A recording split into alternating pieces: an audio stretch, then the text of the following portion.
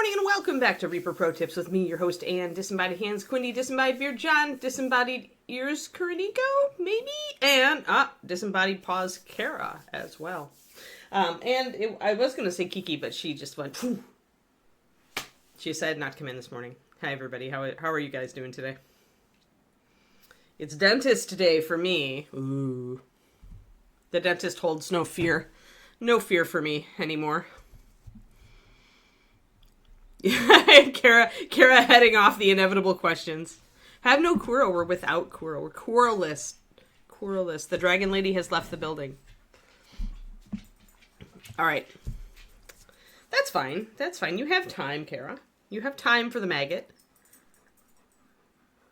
Hi there, Kiki. You came in after all, huh? You came in after all. Just to get scritchins, though. Just to get scritchins, she says. That's all. Just scritchins. It's all I want. It's all I want, Mom. She's very silly today. But not that she's always not silly, but, you know. Hello, Cherries. How's it going?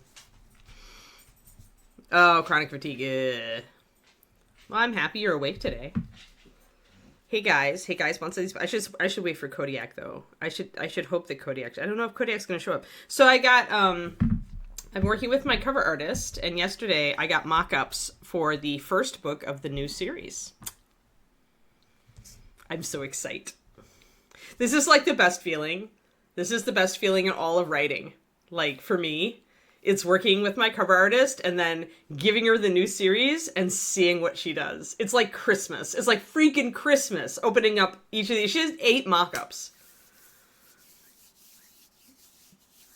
Yeah. Once I have a cover for it, I've paid money for the cover, I have to write the book, right? But it's so cool. Yeah, it's very different. She did some very different styles, but the ones I like the best are the most stylized. I'm going to give Kodiak a little bit. See, because I know Kodiak really likes this book so far. And also, it's the pseudo-Victorian feel of the big cities in this book is kind of his jam. So, and the culture. So, yeah, I love getting art too. Here, I'll give you guys a sneak peek. If Kodiak comes on, he can see. So a lot of them, she did a lot that are kind of like, you know, more like the character and a background, like my first books. But the ones I like, I'll just show you guys the ones I like here. The 2 that I like. Where is it? There are 2 that I really feel are like standouts. So she did some stuff like this. Hold on, I'll give you guys just an idea of like some of the other stuff. Kodiak is running the stream. Hold on. Okay, so she did some stuff like this. Queenmaker Book 1, Inheritance is the title. Which is cool, and it gives you the Victorian vibe, right? But it doesn't say progression fantasy. The problem for me with many of these covers is that it doesn't say, like, this says more like mystery to me, like magical mystery.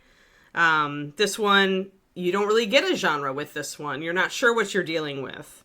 This one it could be romance. It could be romantasy, right? It's like the thing you have to like always keep in mind is genre. And this genre is progression fantasy. That's cozy. It's cozy and neo-Victorian, you know, and it's, but it is progression fantasy. So, but my favorites are this one, which has, you guys can't see, but the tattoo, magical tattoo is part of the theme of the book. But I love this one is cool. And it says more progression to me. It's a hand, it's casting magic. Obviously the book has a lot to do with magic. You still get the Victorian feel. I love this font. I love it to death. But probably the winner just as far as genre, and this is very different style than she's ever done for me before, but this is more like the style that's prevalent in the genre right now, is this one, which is actually really cool. So you get the gothic font, you have a cool little candle down here. What I love about this, and the little ravens with skulls. The thing that I love about this is that as this series goes on, we can switch up the images in these two keyholes and make each book feel a little different. I know I love the Ravens. The Master of Ravens is actually one of the bad guys in this, so... But I love this. This is just great. Like, I love the font from the first book and the keys. There's a lot of mysteries in this series. Yeah, right. Very Gilded Age. Yeah. So, even though the other thing that this book is progression fantasy, like cozy neo-Victorian, but it's also a city builder. So I like that the city feel is in there. He's your favorite character already. Oh, but you haven't heard about the Master of Wolves? That's gonna be Kiriniko's favorite. Yeah, isn't she amazing? Oh, did you see the earlier ones, Marich? I'm sorry, did you just come in? Oh, Kiki's dropping her ball. I have to go in and kick her out, and then we can talk a little more. Hold on. No, Bob, no. Here you go. But go settle, okay? It's work, Bubs. It's work. She really wants to play. You just came in? It is not based in Scotland. It's based in a fantasy world. This is a fantasy. But I wanted the cities to kind of have a neo-Victorian vibe, and the society, like the society of the age, to be kind of neo-Victorian. So I decided I wanted to write my neo-Victorian fantasy, essentially. We don't have Master of Cats, sorry. This is the old city that she comes from. Has the Master of Wolves is essentially the head of the military, and the Master of Ravens is the head of the magical military. So Master of Cats, yeah. Well, you can write your own book. So this is the one that I think is the winner, and pretty much I told her is the winner. Marich, the other one that I like, I showed a couple earlier, but they just don't say progression fantasy to me. They say like more maybe fantasy gothic or fantasy mystery.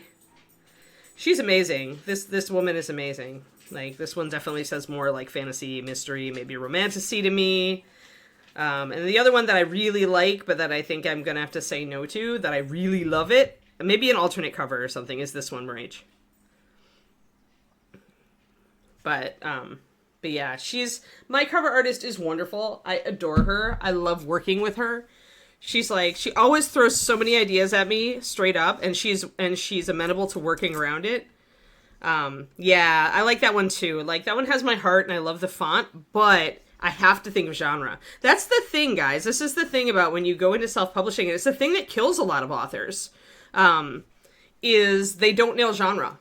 Like, they pick a piece of art that they love, right? And maybe the art is great, but if it doesn't if it doesn't tell the reader what this book is, you're gonna get do not finishes. Or you're gonna get people who read your blurb then are disappointed and just don't buy, right?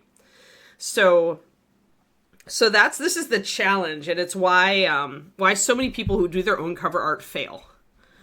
Both because they tend to do they tend to do whatever. They tend to throw spaghetti at the wall, but they tend to also just not think about genre and what conveys it. And I read a lot of progression fantasy, and a lot of lit RPG, which is a close cousin. And so that stylized cover is more what's in the genre. And it's something she had mentioned to me, like, in straight up. She's like, you're probably going to want a more illustrative cover because it's genre. It's what the genre is right now. So, yeah.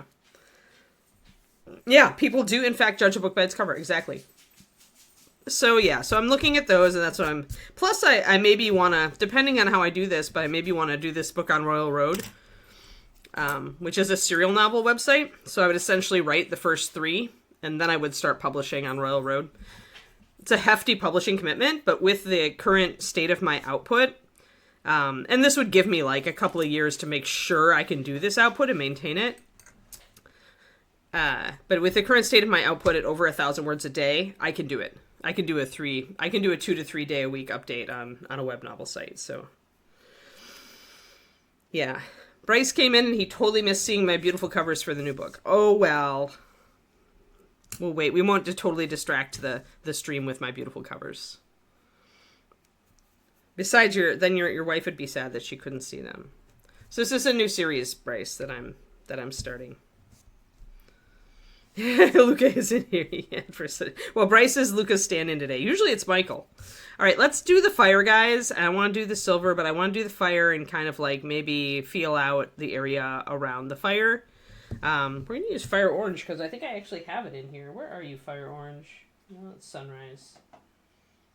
No, I had fire. I think fire might be in the other room. Let me go get fire orange because I feel like I really want it for this. One second.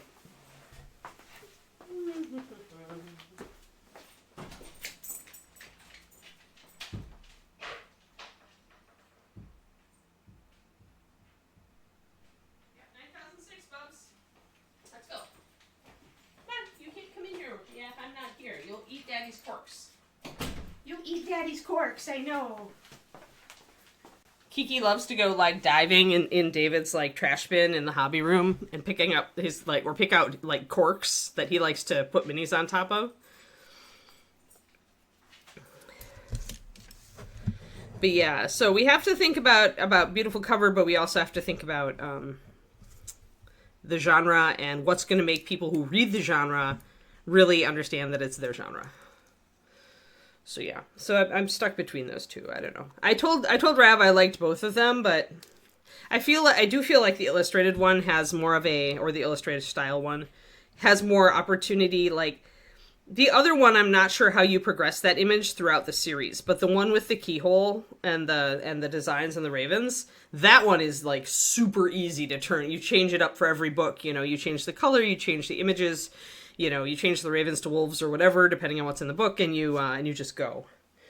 Like, I really like that. All right, so we're going to use Fire Orange, and the reason I like Fire Orange, guys, is Fire Orange does have white in it, but that means that this actually is a great color if you're doing, like, a natural flame, and you want just that hint of, like, a paler orange going up to, like, a yellow. I think right now the best, the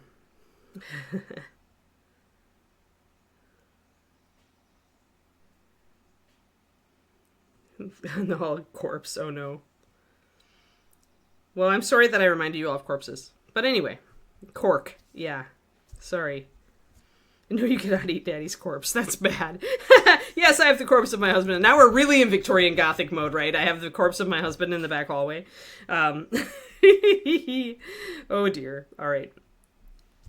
I love Neo-Victorian, but not that much, folks. Hold on. I'm totally crooked. I'm crooked and it's annoying me. Grrr. There. Okay, there. I need to level my palette and then level my camera. But anyway. Oh, good luck. Yeah, I also need to do tiny feet too. Not as tiny as the turducken though, but I have to remove this one from its base. My cork order comes today, guys, from the cork site. So I'm thinking we'll use a big piece of cork for the dog rider. It's supposedly, I think it's coming today. So we'll be able to hopefully find a piece that can work as a base for the dog rider. All right, so fire. Now we're going to actually build this, my new latest color for fire. Lately, for flame, if I'm looking for an orangey flame, and I don't want to take it up more yellow, I've discovered that Cavalier Orange from Pathfinder is actually amazing for this. It looks like it's a deeper orange, but when you add white to it, or put it over white, it goes to a yellow color. That's Cavalier. So I think that it's my new favorite because flame usually doesn't, like, it's more of an very pale yellow orange, right? So yes, exactly, Quindy. Corkhaven. Oh, I'll warn David. He has to go up against you, Kara. He's already worried. He was just working on a piece for, I don't know if it's not diorama though. I don't know. It's a single mini on a display base, so it's probably just going to be single figure or painter. Oh god, not again. I'll tell him he can't do a diorama. Actually, David's piece is really cool because when he takes a picture of it, it actually looks like an illustration. It's really cool. Oh, a maggot farm. There you go. A petting zoo. Hey there, Jotun. Yeah, I'm doing great. Today's a good day. Even though it's dentist today, it's still a good day. And I have a lot to do before the end of the month when I have to... Golden Demon Wind and friggin'... And now you can put that in, yep. Diamond Stone. You know, he doesn't set out to do anything. David, I mean, the year that he won Best in Show with his little diorama. Like, then he was actually trying to, like, you know, win one of the top awards, but, like, everything since then, he just paints something and puts it in. It's disgusting. All right, so Cavalier, at first, is much darker than our fire. And we can use this color as our darkest orange, but when we add white to it, all of his socials. I almost need to take a picture of your comment, Quindy, and send it to him. I'm going to do it. I'm going to do it.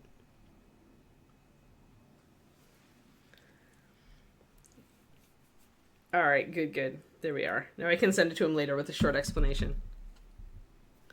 All right, but we're going to put some white in this. I may have used too much orange. We'll find out.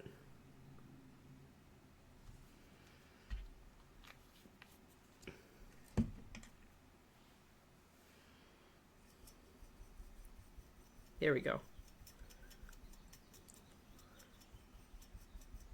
So that brings it up nicely. It's kind of like, it's a very pale orange. We actually need this in the line. We need something like it in the line for highlighting flames and stuff when you don't want to go yellow. If we want to push it more yellow, we can go with lantern, a little bit of lantern in it. And then for my highest point, I am going to use a tiny bit of either sun yellow or candlelight, probably candlelight, and plus white. Some water effects for sliminess, yes. Oh, ugh. Yeah, teeth, I don't know. For a long time, I couldn't actually use a dentist. Like, I went 20 years without seeing a dentist because I had no insurance and not enough money to have anything done otherwise. So I got lucky. When they did go back and tackle my teeth finally, they managed to fix stuff that had happened. But overall, then, I've been very good about my dentist thing. After you go through multiple surgeries, you really don't fear the dentist anymore, is what it comes down to. So I went from having a fear of the dentist to a meh, do your worst attitude toward the dentist.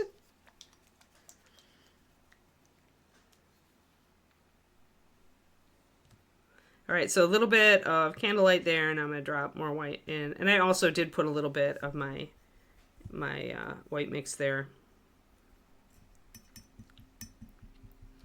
Probably need to go a little bit higher. Oop, okay.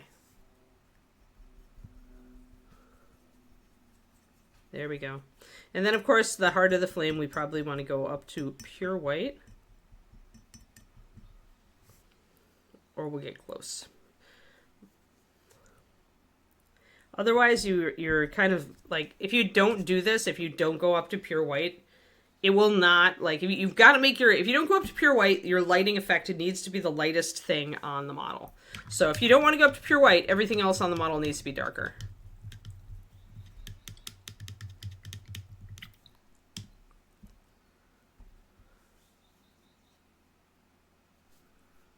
Yeah, exactly. You've had enough surgeries that, like, the tooth man is nothing, right? Yeah.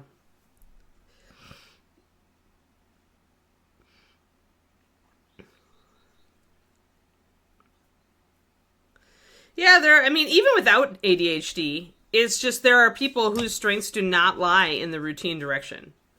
Like, that said, anybody can form a habit, but it might take effort. A lot of effort if you're ADHD or you have a hard time with routines.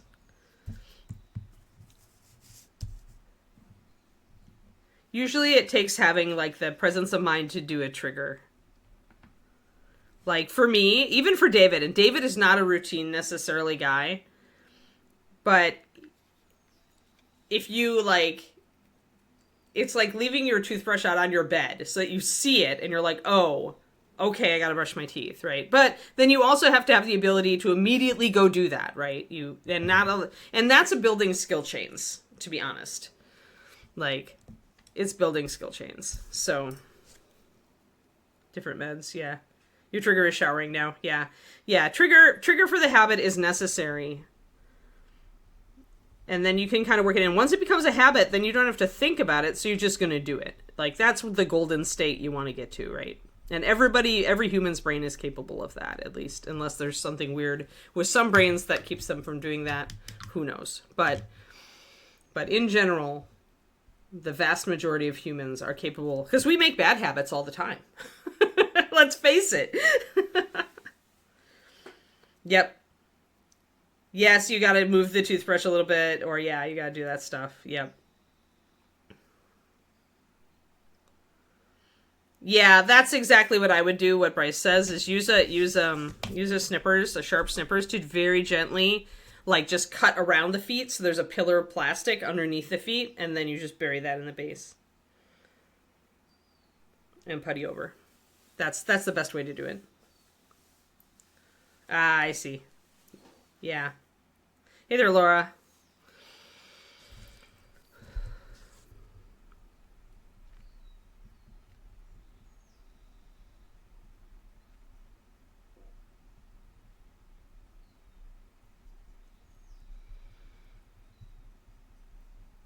Oh my god, something must have sheared it. Like, that's what happens when they shear. Like, when you try to cut something that's too hard for them, and then it just shears off.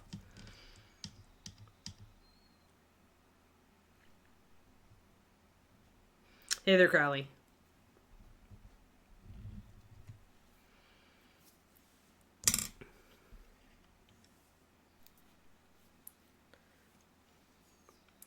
I wonder if I could get my cover artist to, like, let me try both covers.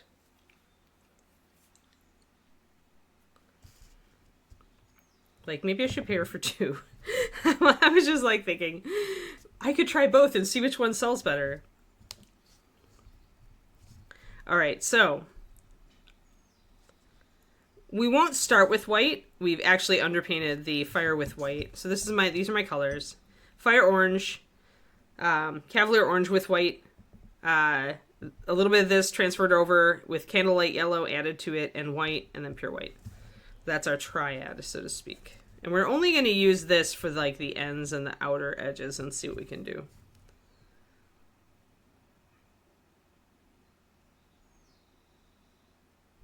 It's more that, like, the value of yellow is going to pull your eye because it's a saturation, and the white doesn't really have, like, saturation per se as far as spectrum goes. But if you don't have... The white is present not necessarily to, like... I still feel like you need it, Bryce, if you have really light stuff elsewhere on the figure. I don't know. I guess I would have to look at your concept art that you're using, if you're talking about your diorama. The key thing in that diorama, though, I'm willing to bet, is that the yellow is the lightest thing in that painting. Except there's white, isn't there? Like, some places. So that's what makes me go, because white will always, like... Here I have to use white in the fire because I've got white in his hair. If I don't use white in the fire, it's not necessarily gonna look right with OSL. I don't know. This is the way I feel. David could explain it better because David understands light better. So he's the one to ask about that, Bryce. All I know is that, like, and this is the thing with the concept art. The concept art, I think, is just all orange. Yeah, just orange. But the reason is he's got a white background. He had to do that. And to me, it doesn't look right. Like it just looks like there's orange light over here, but I don't automatically feel naturally that it's coming from this. Except around the hand, maybe. There is a little bit of white there in the palm. There's a tiny touch of white there in the palm to show light. Oh, Lucas said the same thing. Yeah. You gotta have the white. If you don't, it doesn't look like it's glowing. That's the thing. But, as I just mentioned before, if the rest of the mini is darker than your light yellow, you can use the yellow for everything. It's just the values on the model, the minute the values on the model go higher than the, or lighter than the light source, you're not going to be it's not going to be believable, in my opinion. It's relative value. Yes, thank you, Michael, for that. Relative value. So because I'm using pure white highlights on his hair and on the silver and everything, like, I got to go really, really pale and light. And this is why I don't like this piece for OSL. because I'm painting the model like it's in light, so the flame color really isn't going to be much of anywhere. I'm going to do a little tiny bit of it here. And that's why Wayne didn't really put it anywhere except there. Like with magical fire, you can get away with a little bit of this, right? It's magic. But notice he doesn't really, you know, it starts tapering off. Like it's the faintest hint here. It really doesn't hit anything over here. And it doesn't even go down here. It doesn't even hit down here. And that's because it's just not going to overpower the intensity of natural daylight. So if you're going to do this, you can do it, but remember to keep it all very... Oh, good, Kara.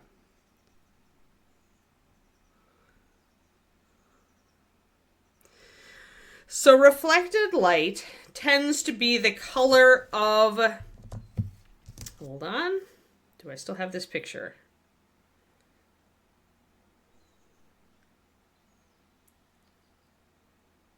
Yeah, okay. Reflected light tends to be the color of the object it's reflecting off of. And the color of specifically the color of the object it's reflecting off of in that light. So the actual local color of the wall is here. Once the sunlight hits it, this is the color of the wall. That is the color that gets mixed into the skin tone for the reflected light. You see? And the shadow's going to be warm, right? So it's going to be this color, plus probably a complementary. He probably used the purple from her hair. Does that make sense?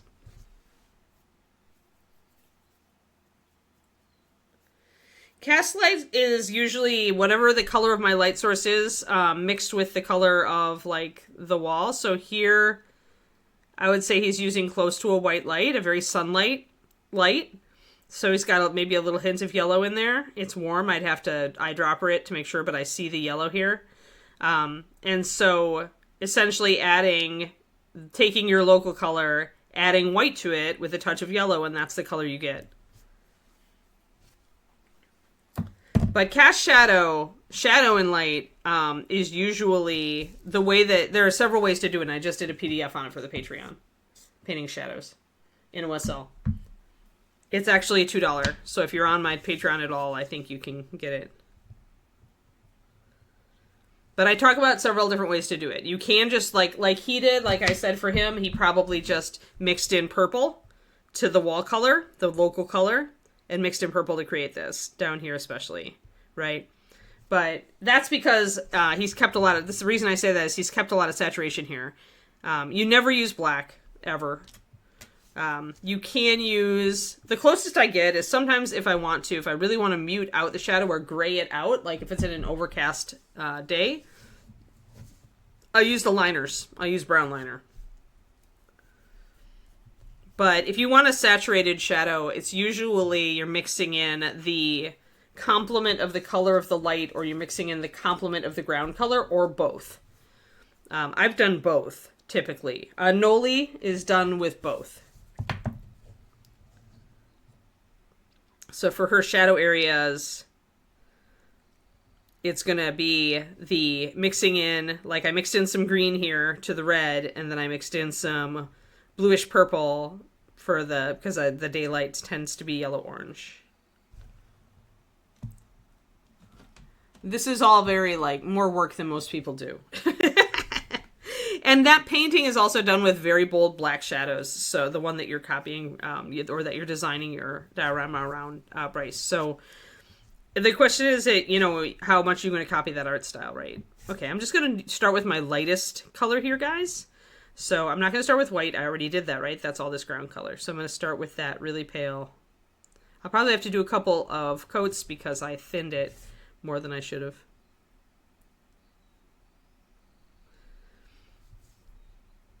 But I want to start with this pale orangey yellow. Yeah, the knoll is... I've been working on the knoll on my Saturday stream, Kara. I'd started her, honestly, like years ago, and then I put her aside because I just looked at that hair and I noped right out. But now the hair is, for the most part, highlighted, and I need to go in and do all the bangles and stuff and finish her up in various other ways. I decided to do a very, very subtle reflected light on that side, so... What I've realized, that was the model that proved to me that I really don't like the style of painting where one side is light and the other's in shadow. Like, I really don't enjoy it. Like, the only way I enjoy it is if there's a strong reflected light in the shadow side. Because I want to paint the whole model. I don't want to not paint part of the model. It feels like not painting it. Or it may as well be, because it doesn't draw attention like the lit side, and then people are just like, meh. And they don't understand how much time it took.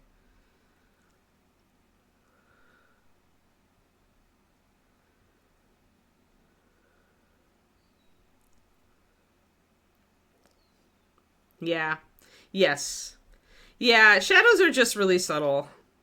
Hey there, Velenar. Yes, it's morning for me, but it's afternoon for most of you.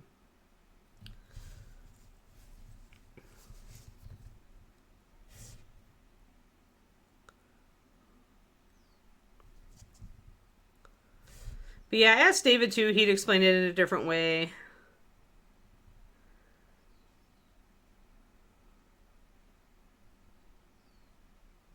David will tell you the physics behind it. Like, because he's studied it. That's why he's good at this crap. I noped out on physics. I do enough. I do pigment. I do art. I'm not going to go and do physics too. I'll leave that to my husband. So we're just base coating with this really pale yellow orange.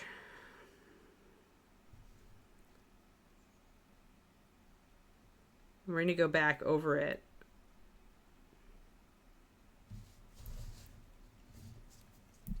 Fire is a pain in the butt to paint. I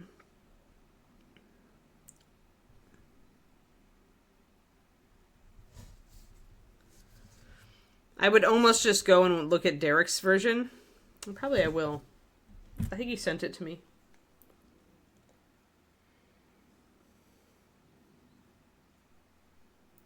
I tend not to look at other artists' versions and not even be interested in doing it. Hold on, where am I? And why do I have all this crap in here?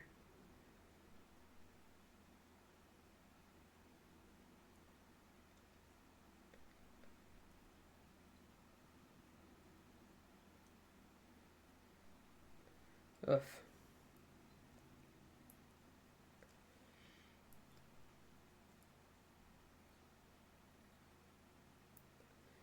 I don't remember if you sent it. I'm going to just search.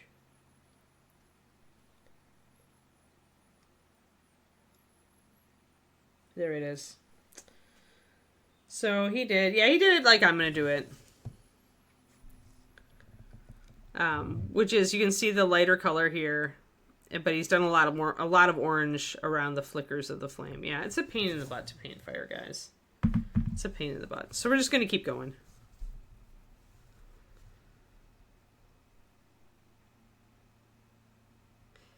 I think Julie does the best fire, Valandar. Like a couple of her classic pieces where the fire is very stylized, but it doesn't have all these little tiny like licks of flame, which are so hard to paint.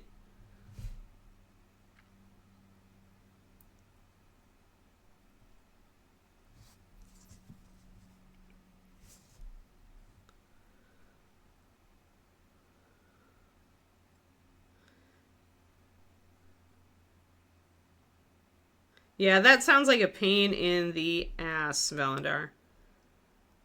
Like,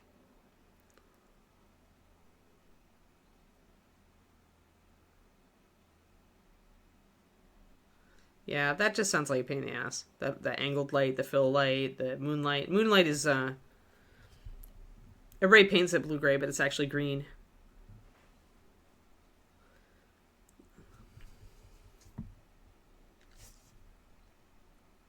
James Gurney talks about it in Color and Light, I think, when he talks about moonlight.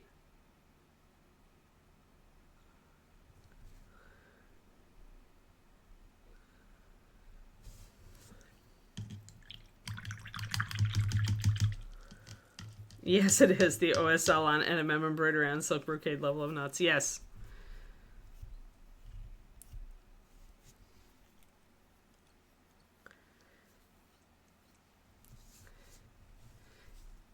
Yeah. Yeah, well, maybe if Julie does it the best then, because like I feel when fire is drawn very, very like fine flame, I feel like it's very hard to paint. This is a little better, but that's also hair and not just fire, so it's hard to paint generally. All right, get in focus, Anne. Get in focus, Anne.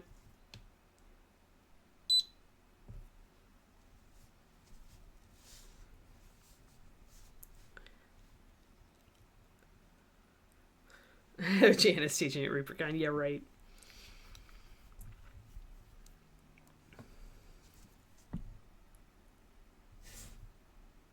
Alright, so let's just get a solid coat on this.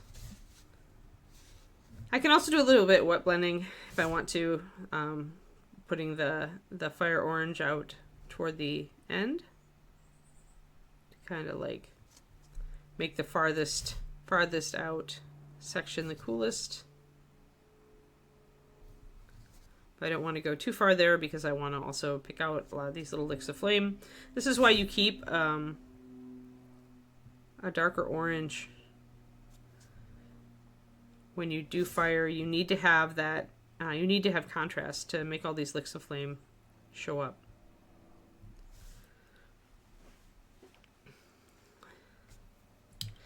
It's a good starter. Yeah, it's. I really feel like Cavalier Orange is underrated for this. Like, if Pathfinder ever went out, I would totally buy up Cavalier Orange because adding the white to it gets you very close to this.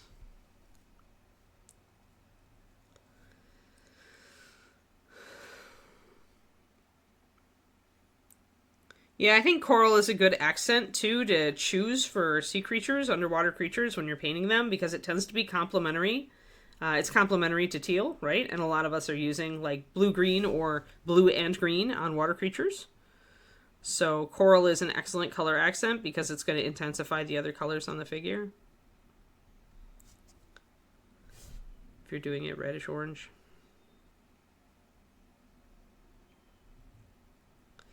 And sometimes I feel like undersea creatures need that accent. Otherwise, it tends to be very samey. Unless you've gotten a lot of contrast on there. As far as lights and darks. Oh, I haven't seen it yet. Okay, I'll have to look. Today is my Discord day.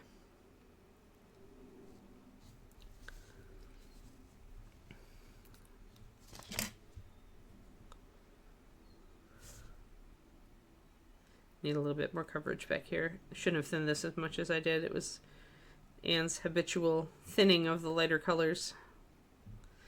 Because usually I'm not base coating with them. But with lighting, I am.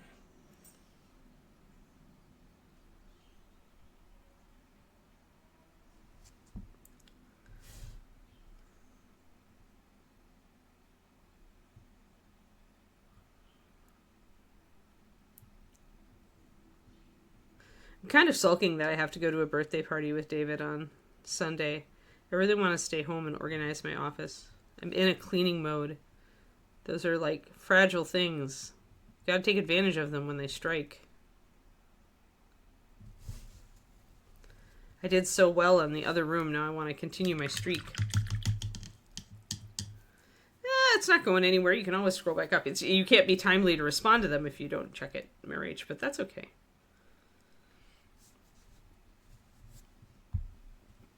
Here, I'll make sure to open my Discord right now so that I remember to check it. I'll probably do it while I'm at the dentist.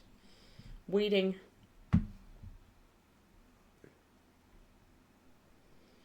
Where is my... There I am. Boop. There we go.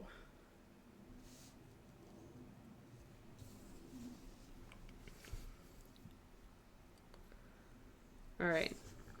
I'm going to take a little bit of the darker orange. It's just a little bit darker than this yellow. I'm going to start kind of filling in some of this. That's going to be that color right there. I do feel like I need to add a little bit more. It needs a little bit more coverage. Again, when you're layering stuff over all these light colors that are very close together, you want to make sure that they're thicker than you might normally work. I'm gonna go here with this. Dropped one more drop of orange in there to darken it up. I wasn't getting enough contrast.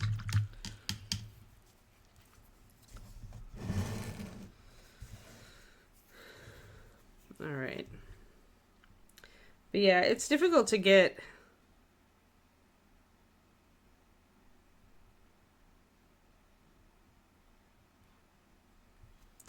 enough contrast, and often I'm going to wet blend a little bit up here.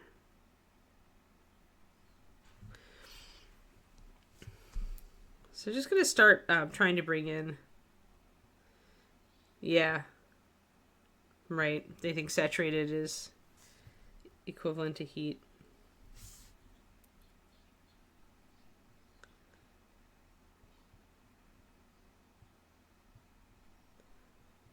I really don't like reds painting fire unless it's like magma. Like if it's lava dragon, like for magma, I'll go down to that glowing deep red orange. But for fire, for actual fire, I won't.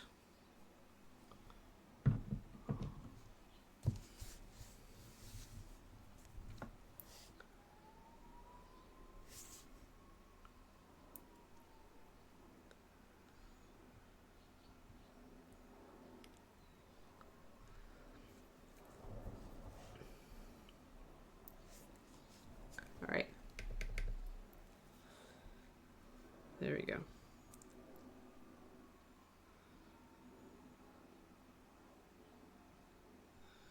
Aw, you could do something completely different with shimmer scale. I would like to see somebody paint paint shimmer scale as an ancient fairy dragon. So like the deep, dark, almost black purple with highlights of other colors. That's what I've been waiting for someone to do. Because fairy dragons change color as they get older, remember? At least they originally did. I don't know if they do now. But who cares what they do now? Everybody knows the classic monster manual is best, right, Ron?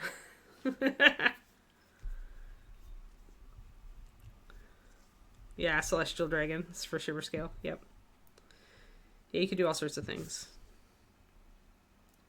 Maybe I'll do my fairy dragon bust as the ancient fairy dragon.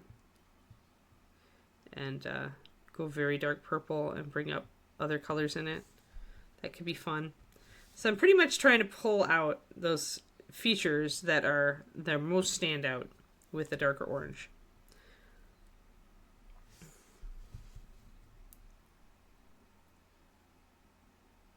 Did you see my fairy dragon bust, Bryce? Oh, I think I may have taken it in the other room.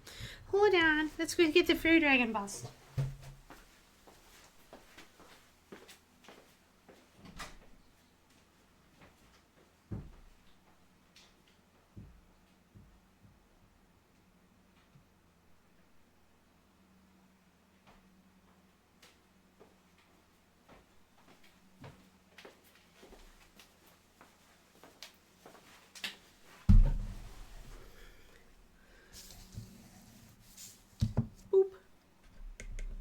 He's so cute.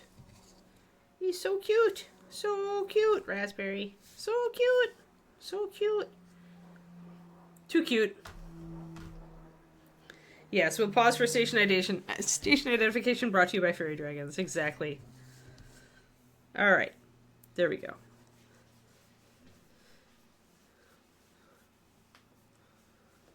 Yeah, the raspberry makes it. And the leaves that he's coming out of are also raspberry leaves.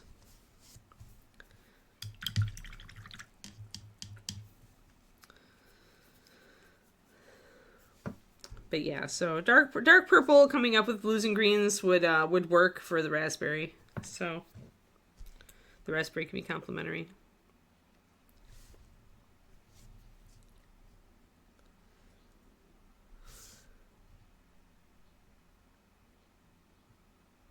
All right, so I'm going to start bringing out some more of these little squiggles. Hi, Tankry.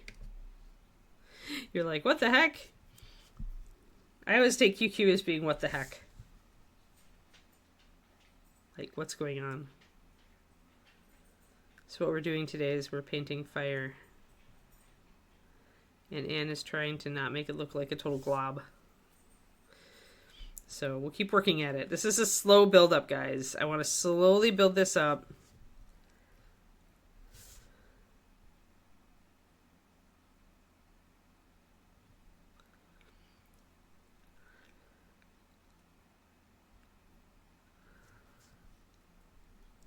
Because it's difficult to get these little tendrils. I'm not going to get all the little tendrils with the orange. I'm mostly going to concentrate on the ones that are most raised up.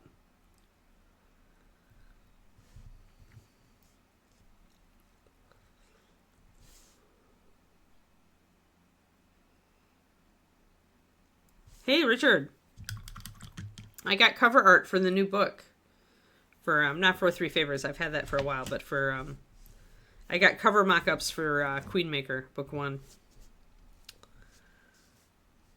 I'm excited. I showed everybody earlier. I was kind of hoping Kodiak would show up because he's into the mood of it, but yeah, okay. Well, I can show the cover art again. Hold on, guys. Let me get some more fire actually painted on this, and then we'll show the cover art options. These are all just mock-ups. The ones I showed earlier on the stream and we'll show again shortly. So I'm just kind of brushing over, leaving some like yellow showing through here. You can see how I'm leaving that yellow light showing through there.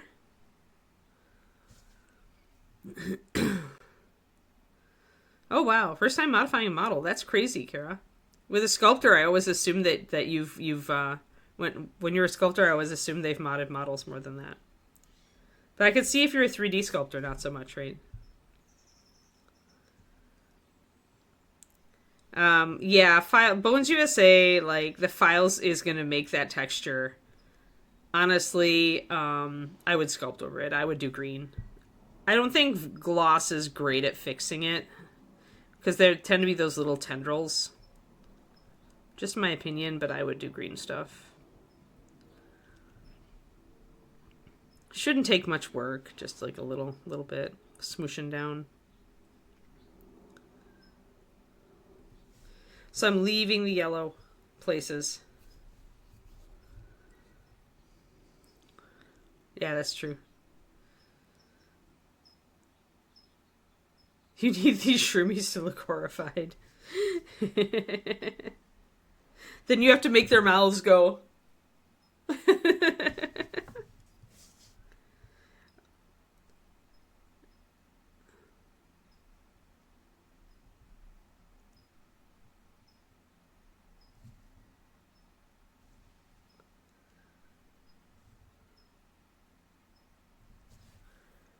So when I get over here, everything gets very, very close together, and it gets very...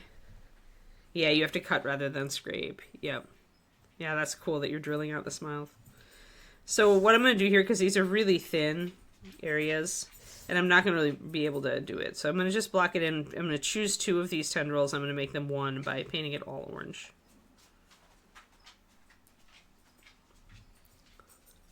So I get that block of orange there. And then I can have this block of orange over here. This is the difficult part, going up the side.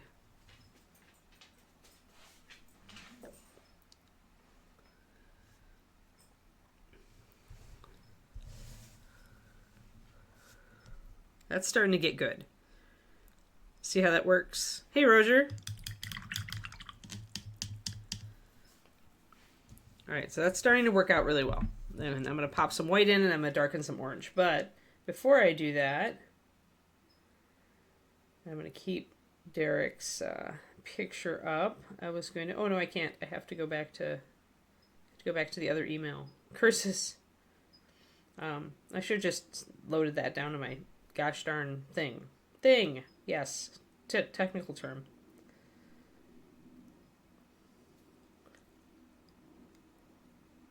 So the style of cover we are not going with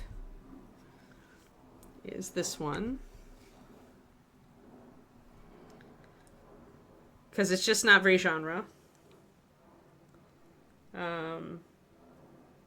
There's a few others in here.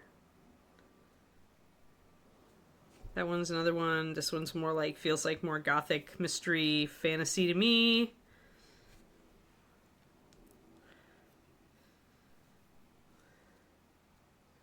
And then the ones that I really like are this one. This one's probably the winner because it says progression fantasy to me a bit more.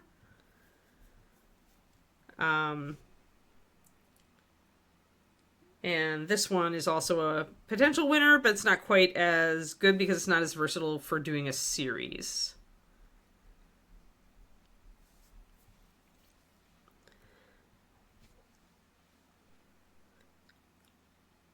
We're gonna change the color depending on the book, I think, Marich. So, and this is also, remember, it's a very, very much a mock-up. So things are going to change. Like colors are going to change a bit, more depth, more everything, right? So those are all just really simple mock-ups. Think of them as thumbnail sketches. Then everything gets better. I'm fine with them, actually. I'm fine with the ravens because they're part of the design. I don't want them to stand out more. I want them, they stand out well enough with the skulls, so I actually think they're fine. Oh, you like the... Remember, it's progression fantasy genre with pseudo-Victorian feel, and it's also a city builder. So this is I think is the thing that most says those things. But I do love the one with the hand, and like I might think about that if we do a recover in a few years. We'll see. Yeah, they aren't quite the same color. Right, yes. Yeah, Valandar, exactly. Yeah.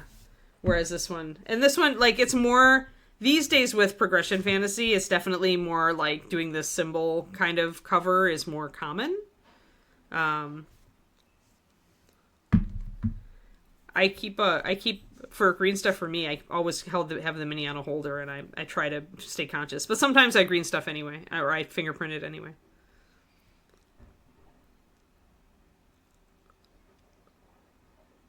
Oh, the one with the keys and the woman with her back to you? Yeah, but that says more like gothic ghost story like thing to me. This totally says like fantasy like ghost story kind of like, or maybe a romantasy. It doesn't say progression fantasy to me at all. Progression fantasy is very closely related to lit RPG. Probably the most popular examples are Brandon Sanderson. Brandon, it's essentially, there's a focus on the main character progressing in magical power. That's what progression fantasy is. So, but Brandon's also not a good example because he's a bestseller. Like he's not an example of like the genre. And Way of Kings in particular is epic fantasy, so you really have to like, yeah.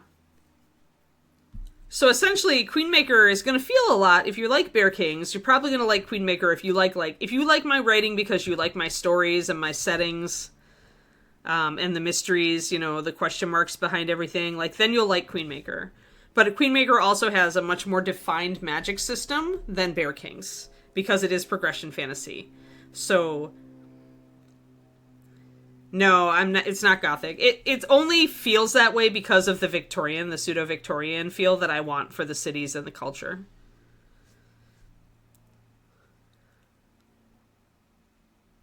Magic. It's how you keep fingerprints off your green stuff. Magic. Yeah. So the fact that it is like the city feel and the culture is very much based on like kind of a pseudo-Victorian means that it will feel a little gothic, but I'm not. I don't consider that like part of the package because it also is like she doesn't stay like there's a lot of time in these books where she's trying to develop her own city or save her own city. She's not spending time in the. She's been kicked out of the capital of her duchy in the start. So yeah, it's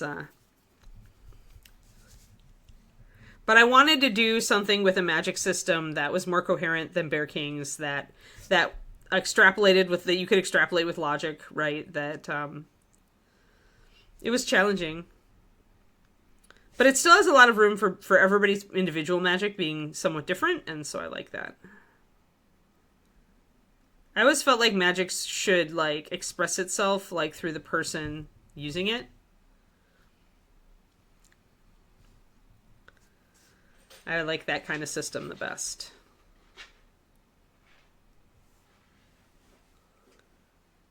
Yeah. Yeah, it's not a gothic fantasy. No, I don't want that. It's got, if anything, it's kind of cozy, so it has cozy elements.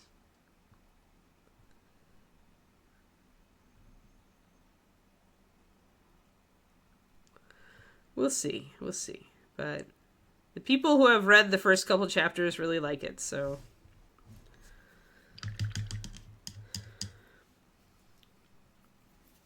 Ah, there we go. Burnishing tool. Yep.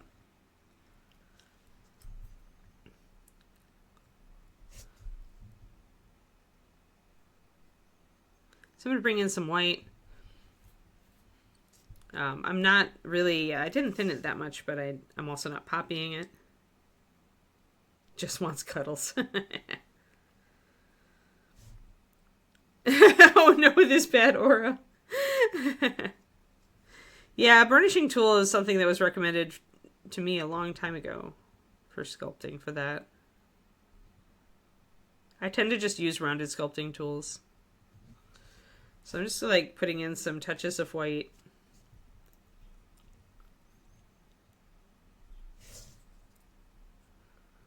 All right, we got to do the back side. This side is looking okay. There are parts I don't like as much, like this little area in here. Hold on, let me try to pop those little guys, those little motes with white.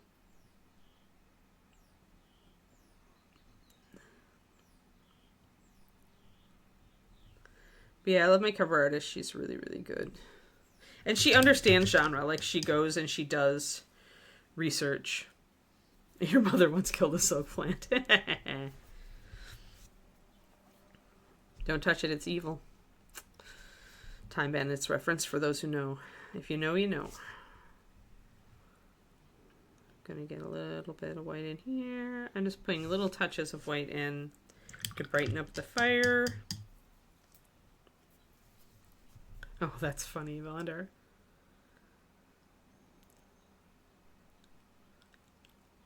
It only exists as a couple of preview chapters and you're very sad. I'm sorry, Turgeon.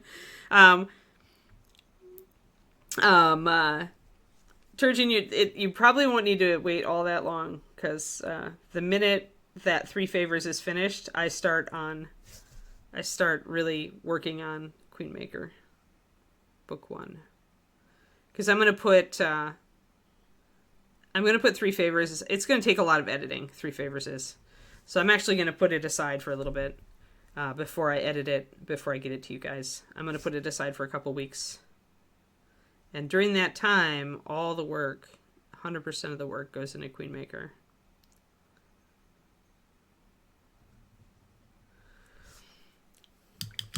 There we go. Okay, so I popped the white in this little area. Those little cutouts, I popped some white in there, and I did a darker orange around them. So it's more embry. Okay, so I'm getting happier with the fire on this side. So now, here we go. That makes sense, Valender. I have a lot of rounded tools.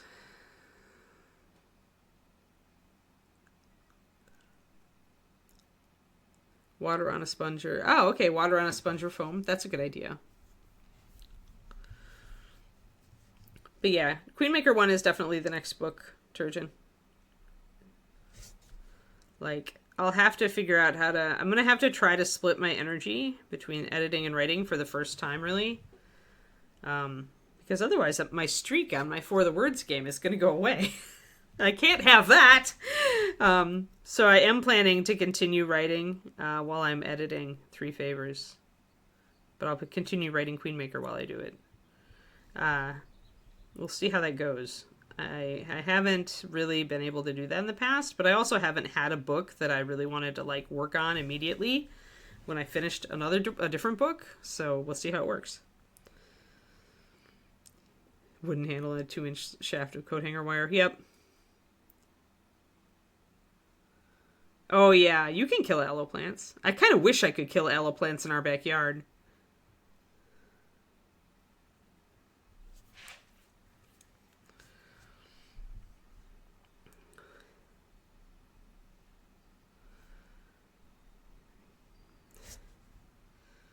But yeah, so I have to keep up my streak on my For the Words game, and that means I have to do 444 words a day on something every day. Apparently there are people who have 9-year streaks, and that's as long as the program's been around. There are people who have written every day for 9 years. So I aspire, folks. Of course, you can repair streaks. Like if you miss a day, there's a thing you can use to make sure you don't lose your streak, which is actually really good, because otherwise, if you just lost it, you'd lose all the oomph. But if you can repair it, then it feels like it still exists. Yeah, Valandar is the expert. Yeah. Yeah. Lots of good recommends. Yeah, when you've got a program that's bullying you into taking care of the plants, then you can take care of the plants. That's kind of what I need. That's why the only plants that I actually live are the ones that I have out on the patio. And the only reason is that I'm constantly, like throughout my workday, sitting right there in front of the patio, and so I can see those damn plants, and if they start looking sad, I'm like, oh crap, I have to water.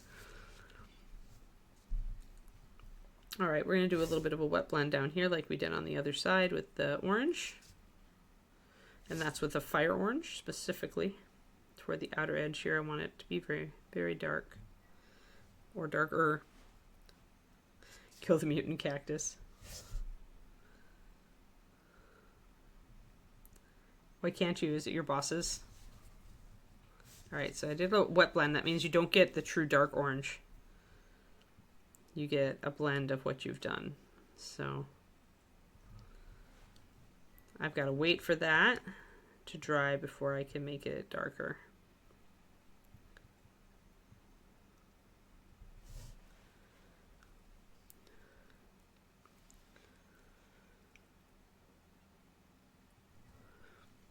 Yeah.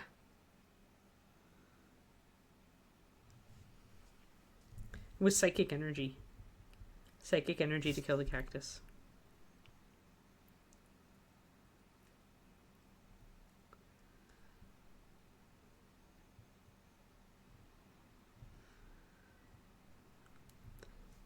But yeah, if I can keep up the 1,000 words a day, I should be able to write 2 books a year. So I'm aiming for that. That includes, like, you know, times like the holidays where it's completely impossible.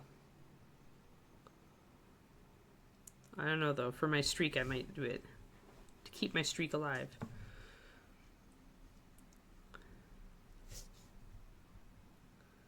Like, some days I only write 500 words, so I have to keep that in mind. I don't think every day can constantly be a 1,000-word day.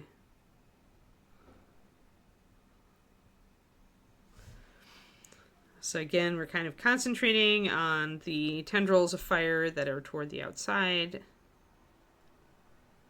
This side is a little bit more difficult to do. The other side I feel like had a little bit better structure for what I'm doing.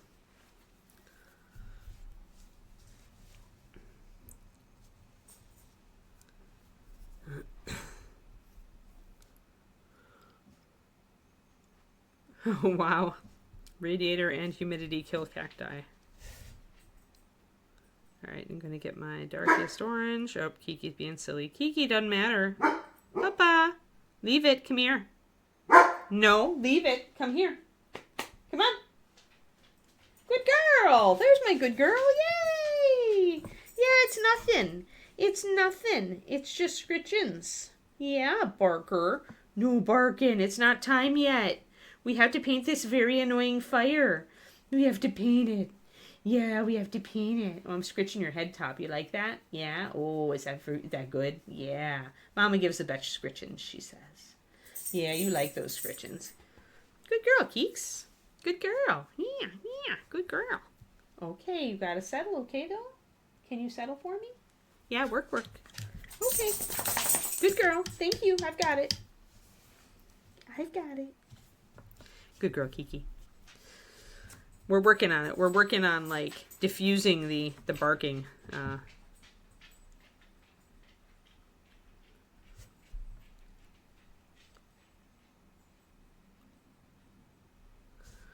Oh, sorry. Doing a little bit of white.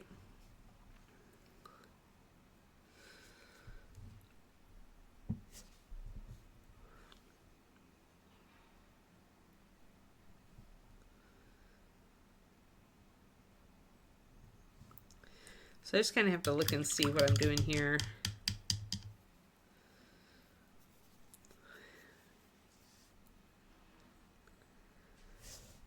I used to kill plants pretty consistently. I'm still capable of it.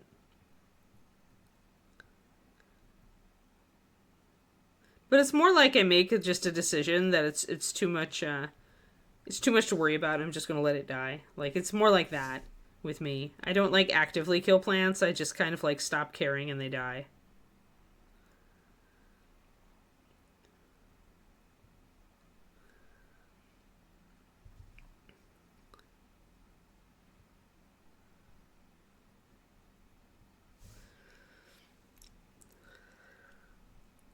So I'm just kind of looking at areas that I can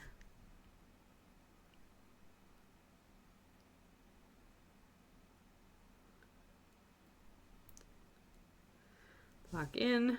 This is a little better. Now it's looking a little better. Yeah, it's I've been working really hard with her on Leave It, on the Leave It command, Bryce. And also on when she's like really like going crazy when there's somebody at the door, just like body blocking her, getting in her face and telling her, no, I've got it. And just keeping the body block and then praising her when she backs off and stops barking. So yeah, it's a little bit of redirect. Like when there's somebody directly there, I have to get up and I have to go and I have to block her away from the door. Like you have to follow through. But when it's just a little thing like that now, like I used the Leave It command and then I asked her to come to me and she did. So she got praising and then it's all good and then it's a happy thing. I think mostly it's just diffusing and making sure that it's like, okay, you barked, but here's a happy, here's some happy time. So then you can stop being anxious about what's outside.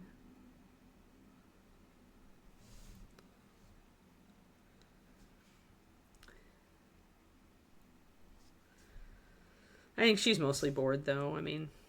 But yeah, the Leave It command is actually my saving grace these days. Like, she's really good at, like, if there's another dog, like, if there are little dogs across the street that just start barking and lunging at her, but I tell her to leave it, she'll do it. She's gotten really good at it. So we're just working with that.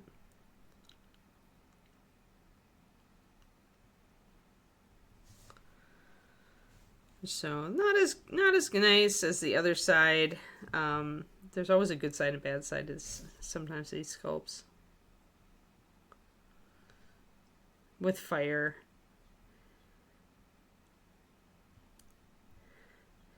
Derek, if you're watching this, I can tell you got sick of sculpting fire on this side.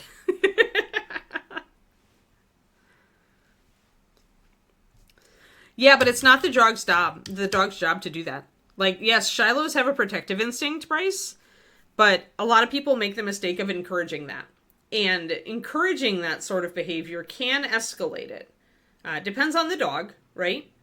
But when you are blocking the dog, when you're body blocking and you're saying, no, leave it, right? You're telling the dog, no, I've got this. You don't need to worry about this. No, it's not your job to do this. I'm in charge and I don't need you to protect me, right? I don't say it's phoned in. I just can tell he got sick of it.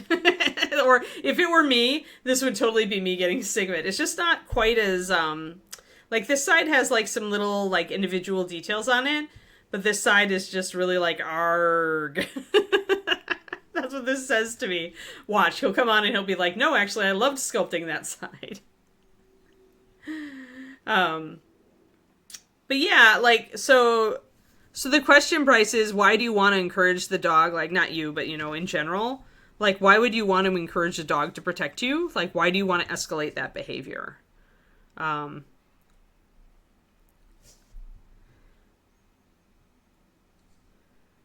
it depends on the breed, probably, but in general, with a very protective breed that's big, it's a bad idea to like, encourage the behavior.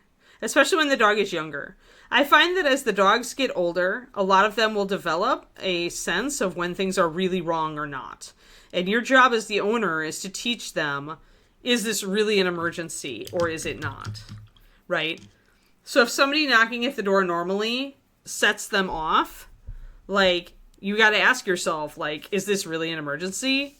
99.9% of the time it's not, right? Maybe more than that. If people who are dangerous are probably not going to knock, right? So in that case, it's not appropriate behavior. You have to decide what's appropriate behavior. And then you have to teach your dog what's appropriate behavior. No, the dog, you need to, like, keep calm when you're doing it, and you have to pretty much say, nope, I've got it. It's my job, not yours, Dogs, and this is, I think, maybe the disconnect is that the dog isn't... Yeah, like the dog is gotta learn to trust you, right? Ideally, your dog trusts you. You are the pack leader. You are the one your dog should listen to, right? So the dog is not going to feel it's an emergency, like, unless you give it cause to feel that way, right? It's looking to you. If you're panicking, the dog is like, holy shit, it's going down, right? But if you're calm and you're like saying, no, this isn't time. This isn't the time for this. Your dog should trust you and say, oh, it isn't, okay, it's not an emergency. I'm fine, right? That's more the way dogs work, right? Axe murderers always knock. It's good etiquette, right? That's what Kiki believes. Yes, shepherd dogs, yes, exactly. Yeah, exactly. You have it under control. Yeah, they need to give you time to put the kettle on, yes. You guys. But yeah, so it's more like, you don't want your dog making these decisions alone. You want your dog to be your partner. Your dog should cue off you. Even police and military dogs, there are some exceptions there. With military dogs, if you are dealing with a dog that's like a patrol dog outside of, like, an incarceration facility or something like that, maybe the dog has to make split-second decisions, right? Trying to get some white in here in various places so the light shows up. So in that case, you want a more independent thinking dog. But in the vast majority of normal households, you don't need that. You don't need that. Yes, Valendar, 100 and 100% plus 1,000%, right there. Large dog owners know that they have to be conscious of this stuff, because if their dog ever acts out, like, people will be on the phone to the police about the dangerous animal. Whereas little dogs get away with it all the freaking time, because even if it's not cute, it's not going to get them in trouble, right? Nobody's going to call the police because your chihuahua is, like, barking at the 2-year-old, right? But if you have a shepherd that's barking at a 2-year-old, you better bet your ass, like, somebody's going to be on the phone about the dangerous dog. So, anyway, that's a soapbox I don't need to get on right now.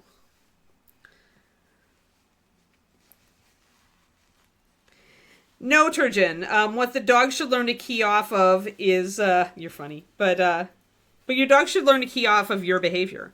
I'll give you guys an excellent example. Okay, Leo, our old dog Leo, who is a big shepherd. He's 100 pounds. Shiloh, big fluffy dog. Definitely looked wolf-like. Most plush Shilohs have some of that look. I was driving out to Arizona from Texas to go to a show, a dog show, with some of my friends. And it was just me and Leo on the road, and it was freaking early in the morning. I left at like 4 a.m. so that I could like make it in one day. So at around 5 something, I had to stop to pee. And we stopped at this rest station out in the middle of nowhere in, rural Texas. And there's a creepy guy hanging around outside of the restroom, and I just see this just single figure like kind of hanging out.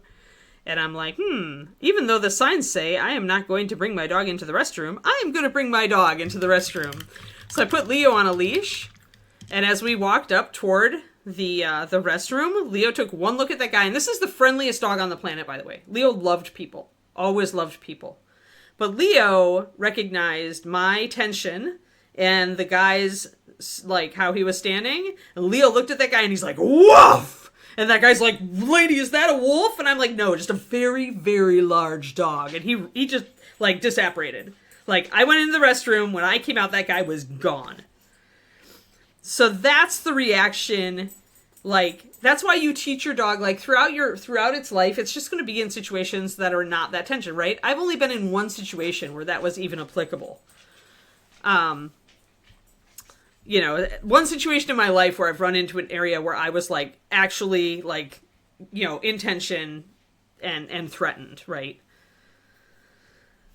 But in the moment where I needed that reaction from my protective breed, even though that dog was not, like, he was a big goofy, he rose to the occasion because he could sense that it was not okay. Because he knew how to read me, and I was definitely not okay. So, hey, ba-ba-ba. Good girl. Yeah, good girl. Then she's going to start woofing for attention. That's the downside to super intelligent dog breed, guys. Super intelligent dog breed says, oh, if I bark, I get attention. Yeah. When you've got a dog that hasn't been raised in a situation where its instincts are going to be counter to what you've got, the environment you've got it in now gone. Yeah, that's totally true. Yeah. Good girl. All right, can you settle for just a few minutes, Bubs? You have about 15 minutes, okay? Not too long. Not too long, then we can go for our walk. So this is not too bad. It's a little wonky. Not too bad, though. Kiki got her hair in one of my colors. She's like, I love you. Here, have some hair. But yeah, so actually one of the red flags, yeah, he thinks he has to protect you, yep. Yeah, and that's going to be a long, like you could work on it. He has to learn to trust you to be the leader. But the problem with that is, like, sometimes you want to just be a certain way toward your dog. You want your dog to be in your life a certain way. And that doesn't go along with, like, the dog respecting you and looking up to you necessarily. Like, if you want to, like, spoil your dog and, like, be all cushy with it, for example. Like, Kiki could be a better behaved dog, guys. But I would have to be a lot harder on her for her to reach that behavior level. And it's not how David and I want to be. We want to be a little permissive. We want to spoil her a little. We want to not always be on her 100%, right? Like,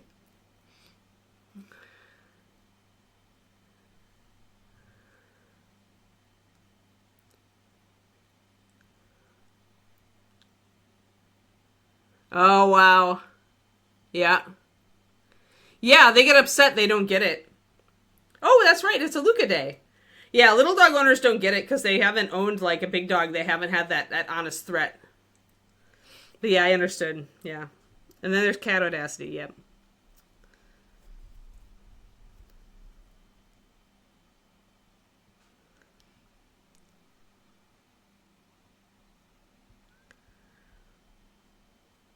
That's funny. Yep. All right, so I think that the heinous fire, the back is definitely more orange, right? I'm going to have to work with that. I like the front better. The front feels better to me. So we'll have to keep working on it. Fire is really, like, it can be very much a hated thing to paint. Like, as you say, it's hard to sculpt too, so. But in general, in general, I like the front here. I want to darken down a little bit of the orange. But I like the front a lot. The back is just like a mess. I'm just like, ugh. Because there's just a lot more like bold strands and a lot less area for me to kind of control the movement of stuff. So yeah. Oh dear.